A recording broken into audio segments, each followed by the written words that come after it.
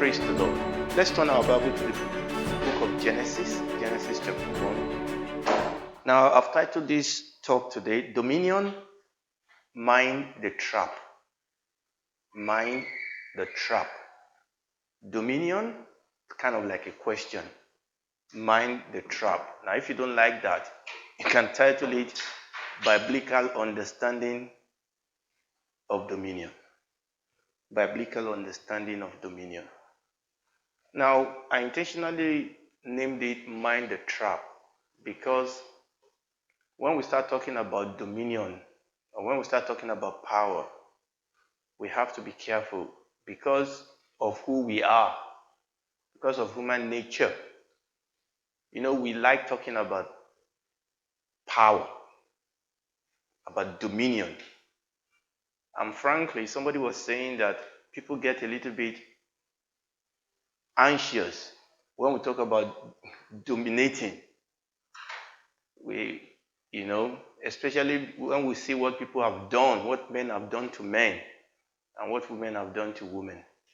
So what I want to do today, I know Pastor Lavi started something last week and is going to continue. What I want to do is to just lay some foundation, as it were, with respect to understanding biblically what the Bible says about dominion, because the Bible does talk about dominion.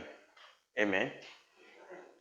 And so that we can be free to walk in dominion. Amen. Now, obviously, Genesis chapter 1, I want to read verse 28, which, if you look at our calendar, this is actually the verse that was quoted, or that is quoted in January under this theme of dominion. And God blessed them. That's Genesis 1:28. And God blessed them. Them meaning Adam and Eve. And God blessed them. And God said unto them, be fruitful and multiply and replenish the earth and subdue it and have dominion over the fish of the sea and over the fowl of the air and over every living thing that moveth upon the earth. So definitely here we see that one of the purposes of God, one of the plan of God for man is for man to do what? To have dominion over the fish of the sea and over the fowl of the air and over every living thing that move upon the earth. But this is where we have to be careful. Because I think the problem is that it is easy for us to plug this verse and look at it on its own. Remember, it is verse 28. That means that there has been 27 verses before verse 28. So we must interpret verse 28 in the light of the 27 previous verses. Also, if time permits us, I will want to go to the book of John chapter 1. You remember John chapter 1 also started with, in the beginning was the Word. The Word was with God, and the Word was God. And then it was going on and on and on. And verse 12, it says, as many as believe him, to them gave he power or authority to become the children, the sons and the daughters of God, to as many as believe unto his name. John chapter 1 was mirrored after Genesis chapter 1. Genesis chapter 1 was the physical creation. John chapter 1 is talking about another creation, another beginning. So there is a lot of parallel between Genesis chapter 1 and John chapter 1.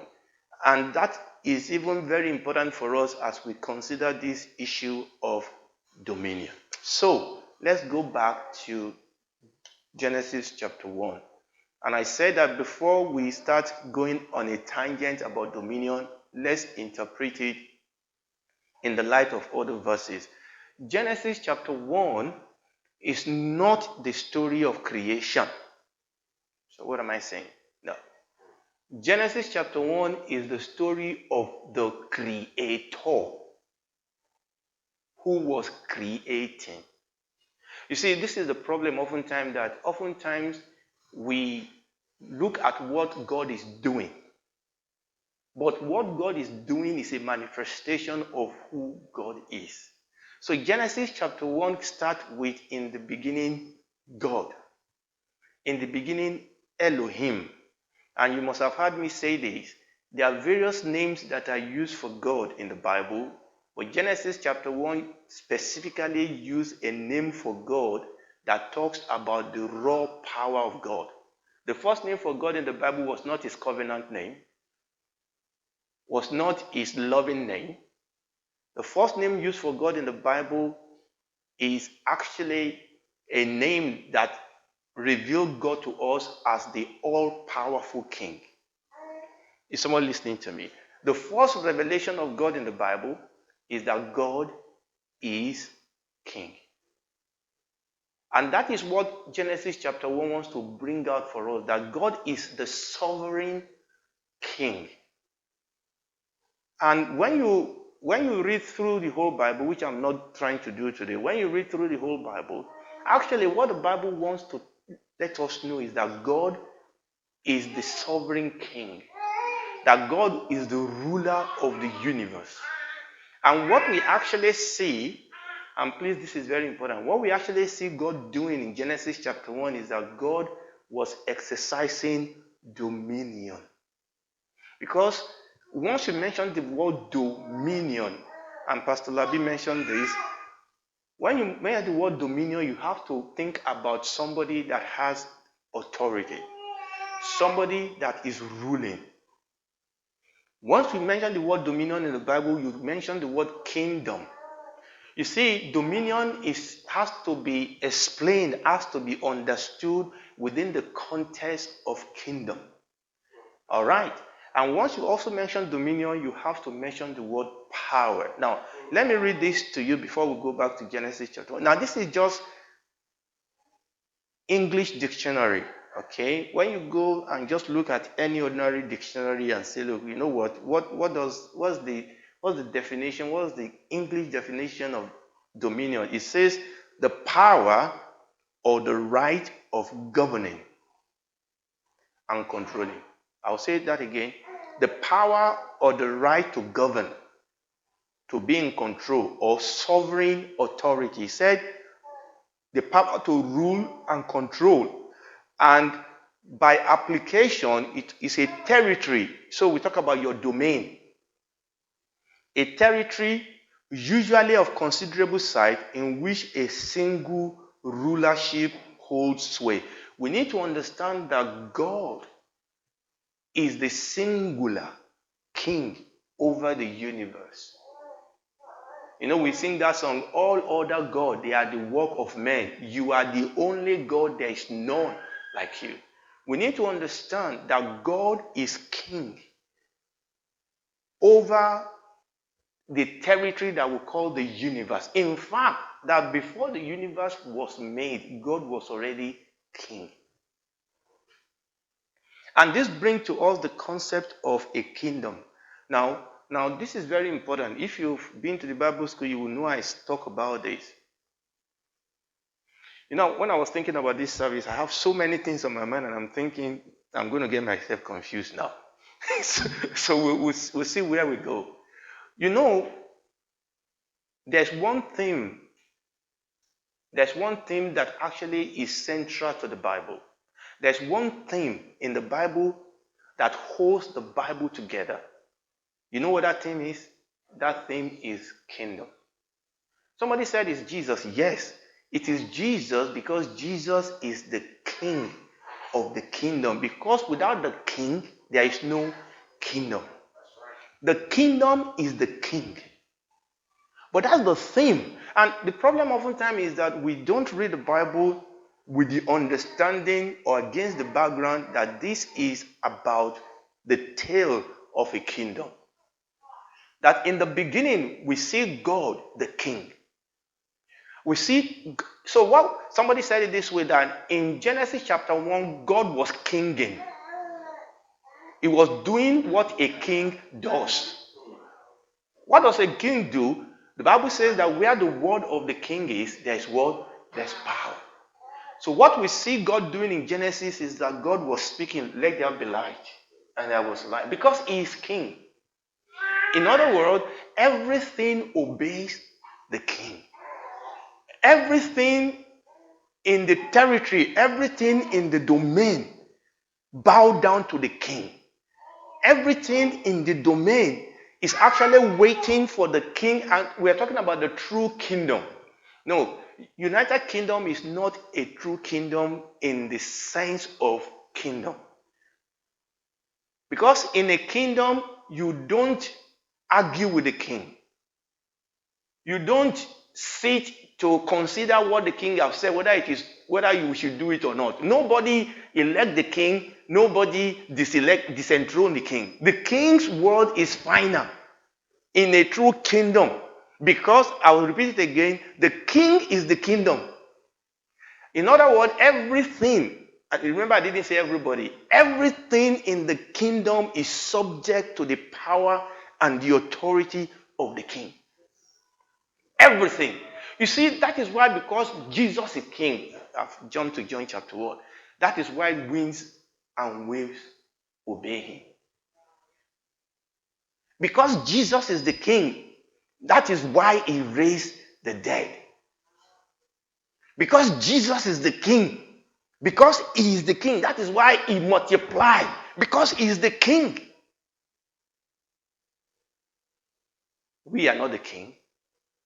I'm going somewhere. You see, the problem oftentimes is that some of us, we are too, how will I put it now? Presumptuous. Let me say what I was trying to say. Our dominion is not inherent. God's dominion is inherent because God is king. All right? Our dominion is derived, and I'm going somewhere. All right? God is king because that is who God is. But we exercise his dominion because of our relationship with him.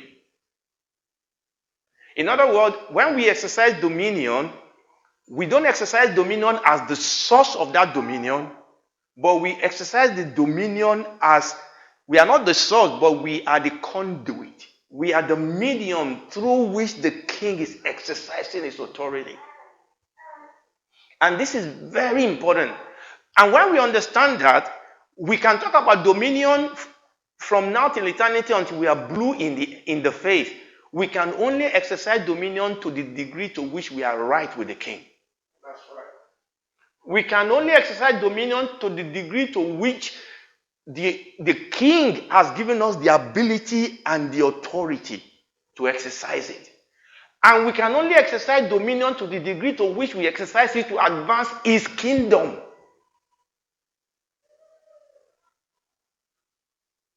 That's the only way it will happen. And we can only exercise dominion to the degree to which we are consumed by the kingdom. The Bible says, seek you first the kingdom of God and his righteousness, and all these other things shall be added unto you. You know, we were talking this morning in Sunday school that the challenge, what challenge do we face? You know, we are talking about this thing. You know, my problem is, oftentimes now, today, Christians don't have kingdom mentality. We think it's, oh my God, God help us. We think the king is here to serve us. I'm sorry. The king is not here to serve us. We are here to live and die for the king. Now, in doing that, we will be blessed. In doing that, we will receive abundance. But the thing is that is not the reason why we do it. You see, one of the greatest books to read to understand kingdom is Daniel. These are people that understand that my life is nothing except in the service of the king. And also the mighty men of David. The king wants water. The king wants to drink the water in the well of Jerusalem. We are going to go there and get the king the water. If we die, we die. Daniel and the three Hebrew children, his friend, O King Nebuchadnezzar, we will not worship, because we are under a king. We are in a kingdom. It's that mentality. You see, it's the mentality that these people have. They know the king. They've dined with the king. They've lived with the king. They are breathing the kingdom. And that is what informs the life that they live. We can't put this on. We can't. The Bible says, Daniel said, the people that do know their God, they will be strong and they will do exploit. The people that know their king, they will be strong and they will do exploit. And I tell myself the reason why I'm not doing exploit is because I don't know my king. I mean, it's not that I'm not born again. It's not that God doesn't love me. So what we see here in Genesis chapter 1 is the king. The king, not the king, please. Is the king saying, let there be light. Let there be light. Let there be light. Let there be light. But there's something I want you to see here. The way God king, hallelujah. The way God exercised dominion in Genesis chapter 1 is by what? It's by speaking. The word. Someone listening to me. That's the way God exercised dominion. By speaking. And I've quoted that verse already in Ecclesiastes. Where the word of the king is, there's power. You see, when people understand when Jesus came, that Jesus was the king. That he is the king. That man said, you don't need to come. Just speak the word. Just speak the word. When we understand that he is the king, what we need is the king to speak. Speak the word. And that then tells me the importance of this word. Because this is the word, this is the constitution of the kingdom. This word has the authority and the power of the king. This is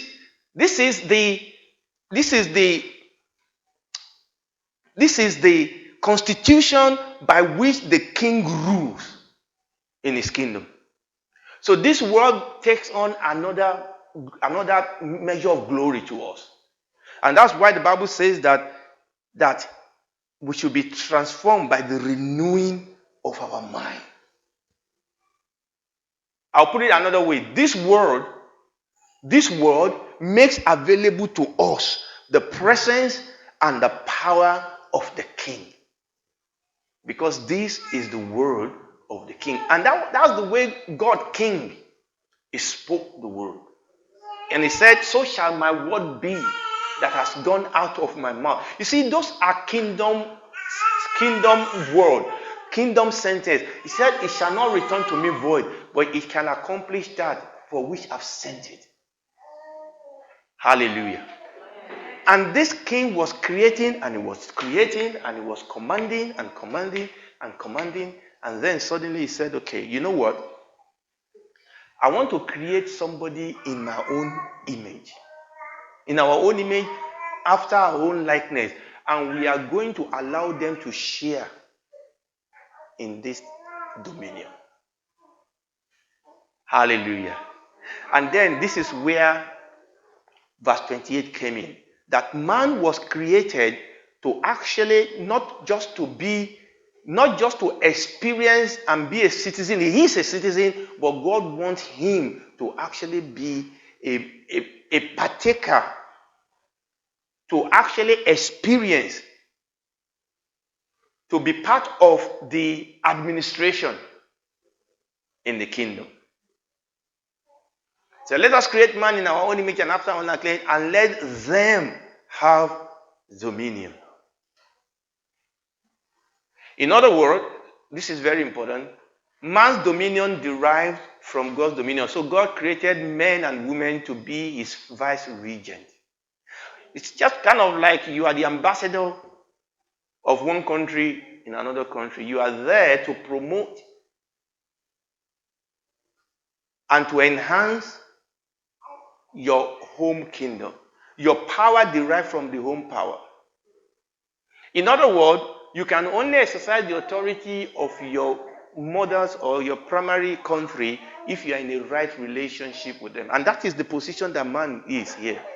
So we exercise dominion because God gives us that dominion.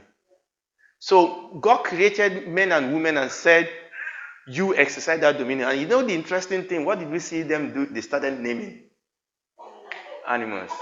Just like God, you are lion. Just like God, they started having dominion.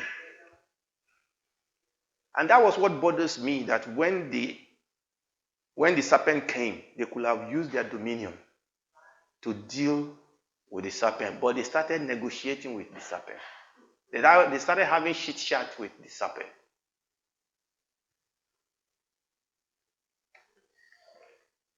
And notice what then happened, that when they sinned, what is sin? Sin is when we break relationship.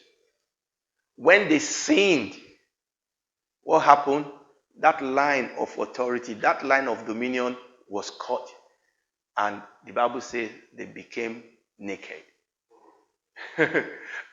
You know, obviously there are so many ways you can define nakedness. But I don't know about you, when you have been in a place of authority and suddenly they yank it away from you. You know, I hope you know that every single president of America still have protection for life. Okay?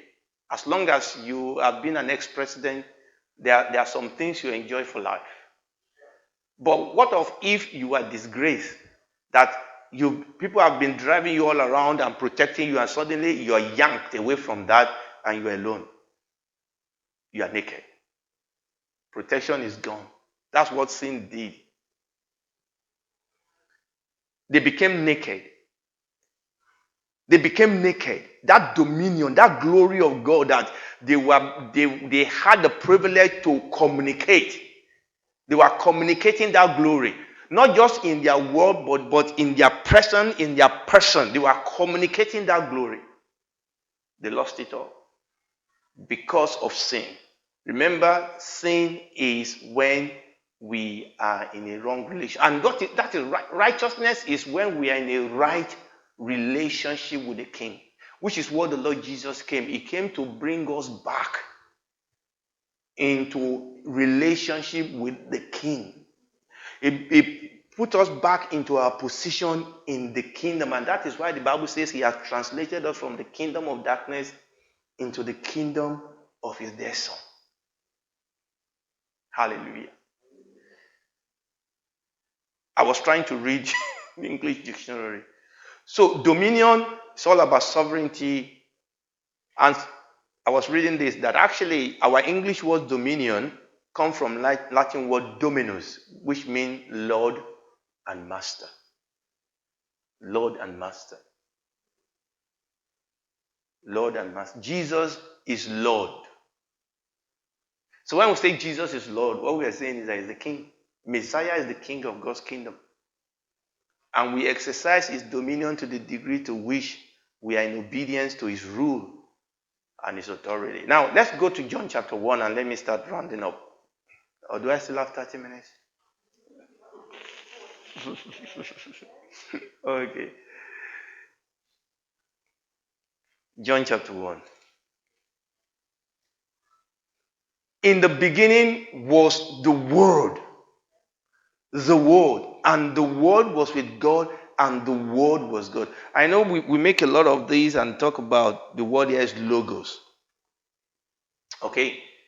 It is true that the word here in Greek is logos. And people tend to think that maybe what John had in mind when he was writing this was just the way the Greek understand logos. Actually, the concept of the word is not just a Greek context. In the time of John, there was also an Hebrew context of the word. Okay? And the Hebrew context of the word is actually the way God manifests himself. In other words, even before Jesus came, among the Hebrew scholars, they know when they talk about, sometimes they don't want to use the name of God and they call him the Word. And that is why when you read Proverbs, you talk about wisdom. So for an Hebrew thinker, when he talk about the word, he's talking about the way God manifests himself. So there's a sense in which the word is God himself. And he was saying there, in the beginning was the word, and the word was with God, and the word was God. And begin to tell us that this was the way God created everything in the beginning. By the word. Remember, we are talking about dominion. Look at this, verse 3 says, all things were made by him. All things were made by him. Remember, the Bible says that Christ in you, the hope of glory. That the only way we will exercise dominion is when we understand our union with him. And we allow Christ to flow through us. John said, I must decrease and he must increase. It is no longer I that lives, but Christ that lives in me. The life I live in this flesh, I live by the faith of the Son of God who loves me and died for me. This is the way to exercise dominion. In the kingdom, we rule by dying. And allow him, his life, to flow through us. The Bible says all things were made by him, and without him was not anything that was made. In him was life. And this life is the light of men. Is the king. The light shineth in darkness, and the darkness cannot comprehend it. Look, that first verses is telling you what God was doing in Genesis chapter 1. That this is the king. And that life is the life that makes us to dominate. You see, this dominion is the dominion of life. Is the power of eternal life. Is eternal life flowing through me, flowing through my vein, flowing through my word, flowing through me. And the Bible says that they that wait upon the Lord shall renew their strength. The Bible says, as we behold as in a glass the glory of the Lord in the face of the Lord Jesus Christ, we are being transformed from one level of glory to another. It is the flow, it is the dominion, it is the rule, it is the reign of life. You see, the impact of what I'm saying is how much life is it releasing? How much life of God is flowing through me? If I lay dry hand on dry head and life is not flowing, it's not going to make any difference.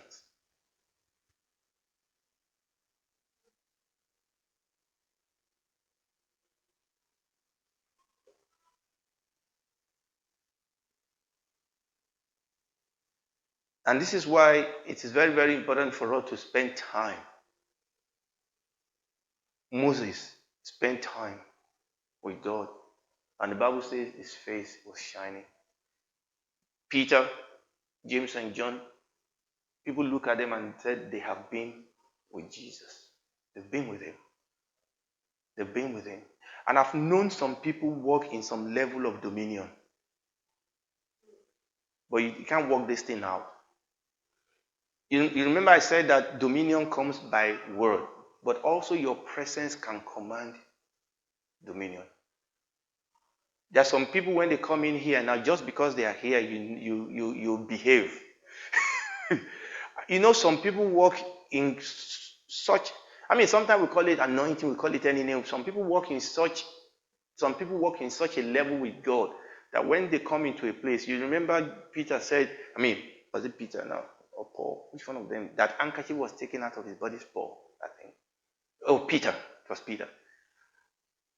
Now I'm confused now. One of them. One of them.